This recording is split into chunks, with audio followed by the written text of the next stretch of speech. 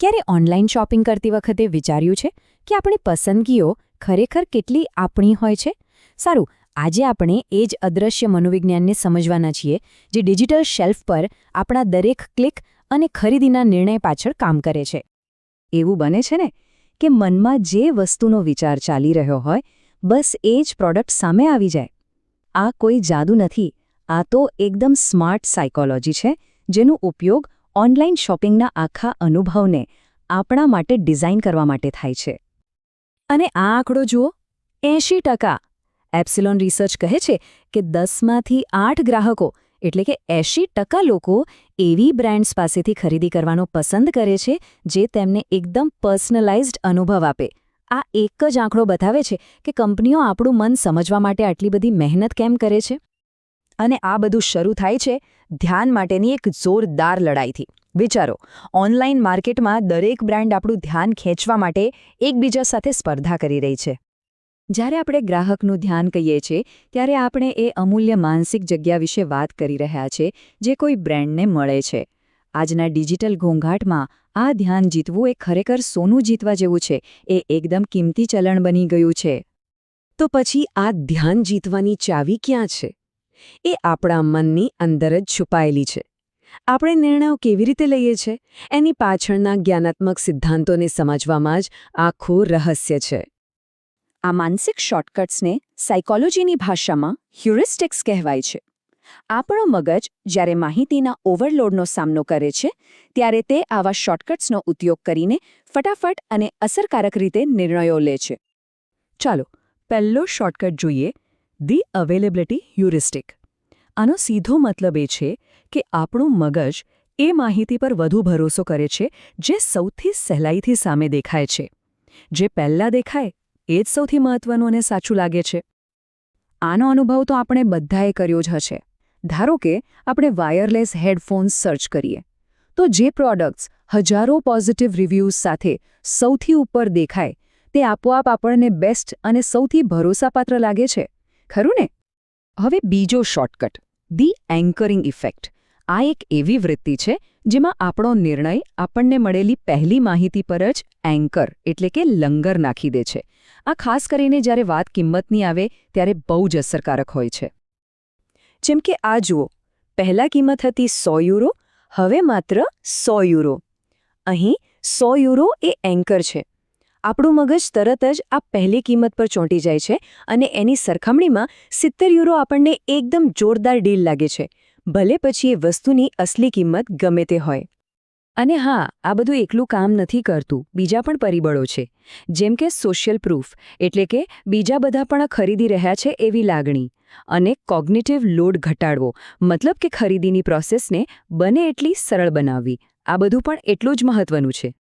તો આપણે માનસિક રીતે શા માટે આવું થાય છે એ જોયું. હવે ચાલો વ્યૂહાત્મક કેવી રીતે પર જઈએ, એટલે કે આ સિદ્ધાંતોને ગ્રાહકની ખરીદીની આખી મુસાફરીમાં કેવી રીતે લાગુ કરવામાં આવે છે એ જોઈએ. આજની ગ્રાહકની મુસાફરી કોઈ સીધી લાઈન નથી. એ શોધથી શરૂ થાય છે જ્યાં આપણને કોઈ વસ્તુની જરૂરિયાત લાગે છે. પછી આપણે ઉત્પાદનનું મૂલ્યાંકન કરીએ છીએ, કિંમત, રિવ્યૂઝ, બ્રાન્ડ બધું તપાસીએ છીએ. આ પછી ખરીદીનો નિર્ણય અને એકદમ સરળ ચેકઆઉટ પ્રોસેસ આવે છે. પણ વાત અહીં પૂરી નથી થતી. ખરીદી પછીનો અનુભવ અને બ્રાન્ડ સાથે વફાદારી જાળવી રાખવી એ પણ એટલું જ જરૂરી છે. આ આખી મુસાફરી પર અસર કરવા માટે બ્રાન્ડ્સ જે સ્ટ્રેટેજી વાપરે છે તેમાં 2 શબ્દો વચ્ચેનો તફાવત સમજવો ખૂબ જરૂરી છે: કસ્ટમાઇઝેશન અને પર્સનલાઇઝેશન. આ બંને શબ્દો ભલે એક જેવા લાગે પણ એમાં બહુ મોટો ફરક છે. પર્સનલાઇઝેશન એટલે જ્યારે કોઈ વેબસાઇટ આપણી બ્રાઉઝિંગ હિસ્ટ્રીના આધારે પ્રોડક્ટ્સ બતાવે. અહીં કંટ્રોલ માર્કેટરના હાથમાં છે. જ્યારે કસ્ટમાઇઝેશન એટલે જ્યારે આપણે પોતે કોઈ શૂઝનો રંગ કે ડિઝાઇન પસંદ કરીએ. અહીં કંટ્રોલ ગ્રાહકના હાથમાં છે. એક સારી પર્સનલાઇઝેશન સ્ટ્રેટેજી આ 4 ડી પર કામ કરે છે. પહેલું, ડેટા. ગ્રાહક શું કરે છે એ સમજવો. બીજો, ડાયનામિક. અનુભવને રિયલ ટાઈમમાં બદલવો. ત્રીજું, ડિલિવરી. સાચા સમયે સાચી વસ્તુ બતાવવી. અને ચોથું, ડિસ્કવરી. લોકોને એવી નવી પ્રોડક્ટ્સ શોધવામાં મદદ કરવી જે તેમને ગમે. તો કંપનીઓ આ બધું શું કામ કરે છે? કારણ કે એનાથી સીધો બિઝનેસને ફાયદો થાય છે. વધુ લોકો ખરીદી કરે છે, લોકો એક વખતમાં વધુ ખર્ચ કરે છે, અધૂરા કાર્ટની સંખ્યા ઘટે છે અને ગ્રાહકો લાંબા સમય સુધી બ્રાન્ડ સાથે જોડાયેલા રહે છે. તો ભવિષ્યમાં શું છે? ચાલો હવે આપણા શોપિંગ કાર્ટના ભવિષ્યમાં એક ડોકિયું કરીએ અને જોઈએ કે નવી ટેકનોલોજી ઓનલાઈન શોપિંગને કેવી રીતે વધુ સ્માર્ટ અને રસપ્રદ બનાવવા જઈ રહી છે. એક ખૂબ જ રોમાંચક કોન્સેપ્ટ છે એજન્ટિક કોમર્સ. આ એવી એઆઈ સિસ્ટમ્સ છે જે આપણા વતી કામ કરશે, આપણી જરૂરિયાતોનો અંદાજો લગાવશે અને જાતે જ કિંમતોની સરખામણી કરીને ઓર્ડર પણ આપી દેશે. મતલબ કે એઆઈ હવે ખાલી સલાહ નહીં આપે પણ આપણો પર્સનલ શોપિંગ એસિસ્ટન્ટ બની જશે. એક બીજો મોટો ટ્રેન્ડ છે લાઇવ સ્ટ્રીમિંગ શોપિંગ, જ્યાં મનોરંજન અને શોપિંગ એક સાથે થાય છે. આ ચાર્ટ બતાવે છે કે આ માર્કેટ કેટલું ઝડપથી વધી રહ્યું છે.